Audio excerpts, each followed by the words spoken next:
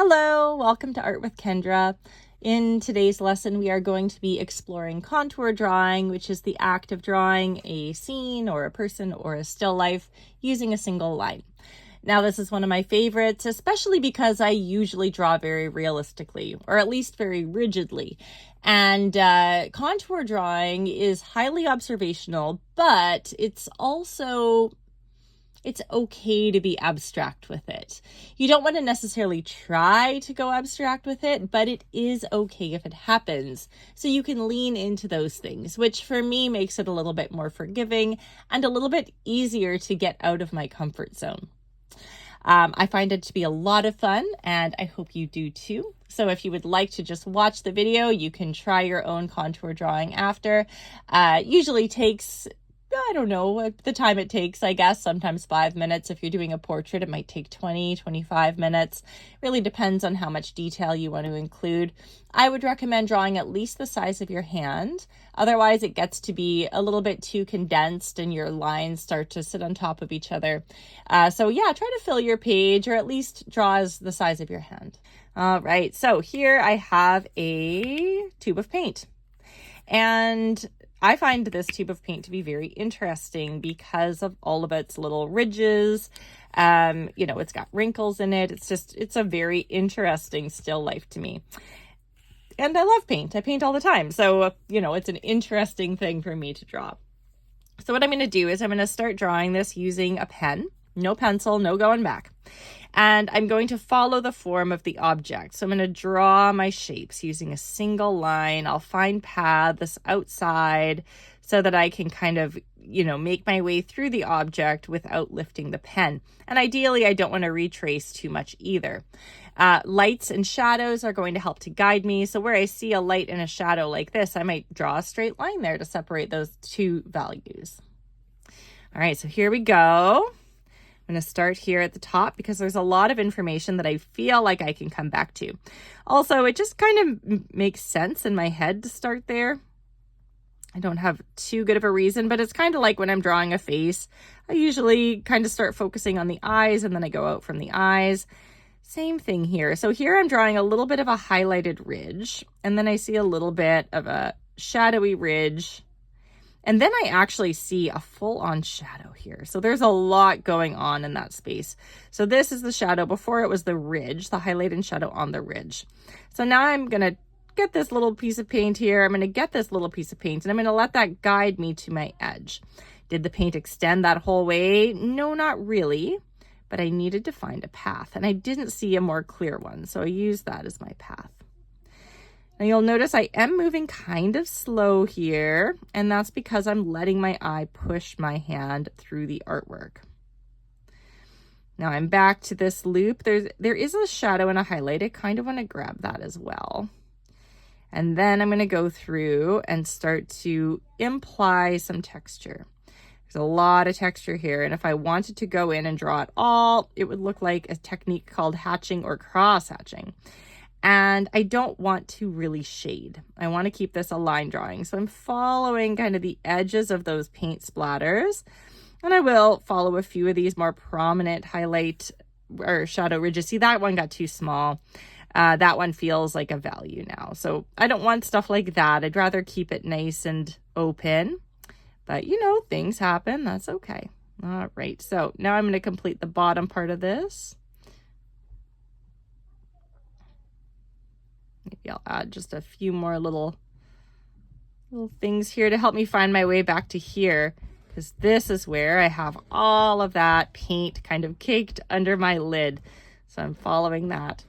And something to keep in mind here is you're seeing a slightly different perspective than I am. So we're looking at the same object, but from a little bit of a different angle. So you're looking almost straight up and down, whereas I'm looking more from the side. So this is that big ring that goes around everything, the top of the tube. And this ring is shiny, and this ring actually has some pretty prominent shadows and highlights. These shadows and highlights are just kind of streaks. They also have a little bit of paint splatter here. May as well lean into that while I'm exploring. All right, so I'm going to actually go down here. There's a prominent highlight here. And then I'm going to go here. I'm not done with that space up there. I still have to get back to that, but I'll find my path. So here I have a little lip, and that lip has its own highlight and shadow.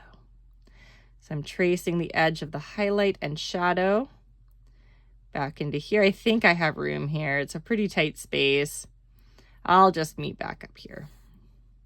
Maybe what I'll do is take advantage of that, and I'll draw in my shadow for there, and I'll draw in some of those other highlights and shadows that I'm seeing, the more kind of streaks that are coming through.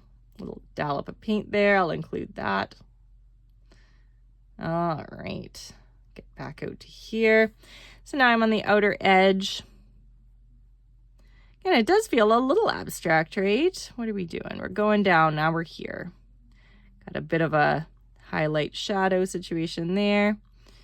Following that fold, going back in and up. And that has a highlight and a shadow. We go down, we go up, we go down, in, we come back out. So lots going on, lots of lighting in that space. Okay. Actually, I think I want to go back up to here. There we go. Now, I see a little bit, I'm going down, and I've kind of run into this piece just a little bit. So now I've switched. Now I'm over into a completely different part of the paint tube. Now this is all very highlighty and shadowy here.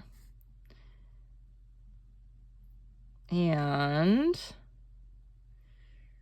we have a ridge there, a ridge there, shadow there. There we go. And if I keep following this, I run into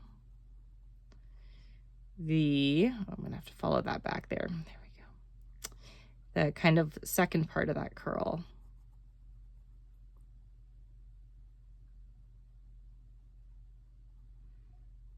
A little bit of a lip on that as well.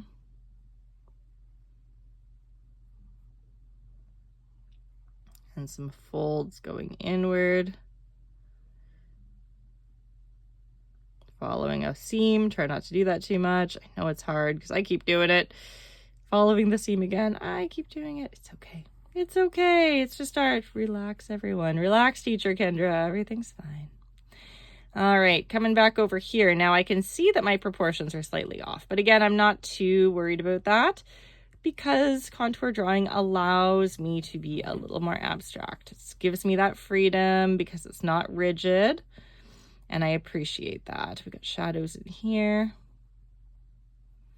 Like, it is rigid in that you have to never pick up your pen and you're following the form, but it's also okay to be abstract. And there is a style called blind contour drawing, which is even more fun because you don't look at your page at all. All you do is follow the form and the shape of your object. And you just trust that your eye is pushing your hand in the right direction. And a lot of the times it is not. It is not, but it looks great. I love the blind contours. They're even more fun, more abstract, more fun. All right, so there's my highlight area. I'm just going to come tracing back to here again. Doing a lot of tracing today. Don't want to make this video too long either. I know I'm trying to keep it under 15 minutes, which can be hard with art. All right, so shadow going down. Now there's a lot of type here. Do I want to focus on it? I guess I'll add a little bit of it, but I don't want to focus too much. So instead of using it as something that would be a prominent kind of shape, I am going to use it as more of an abstract kind of a thing. We have paint here. Allow that G to exist a bit. Paint here. And we have that line of yellow. So you can see there it does get a little heavy, right? It starts to feel just a little bit, I don't know, a little bit too condensed.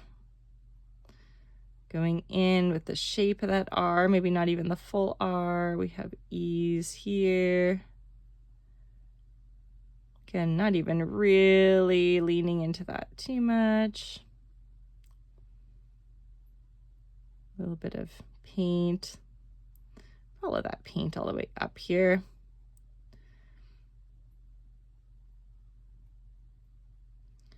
Gonna let it take me into that E space. All right, let's see what we have here. Not bad. I think this might be a little too empty. I can see some shadows that I left out. This might have gotten a bit too full, but overall, pretty good. Pretty good contour drawing. So yes, that is a contour drawing. I hope you try it. Remember, never pick up your pen, rule number 1. Rule number 2 is focus on your still life, focus on what you're drawing, not the page. Focus on that content. Look at the page by all means, but don't focus on it, because if you start to think about your page too much, you're going to start to draw what you think things look like instead of what they actually look like. So you want to be highly observational with this technique. So really, really focus on the subject matter.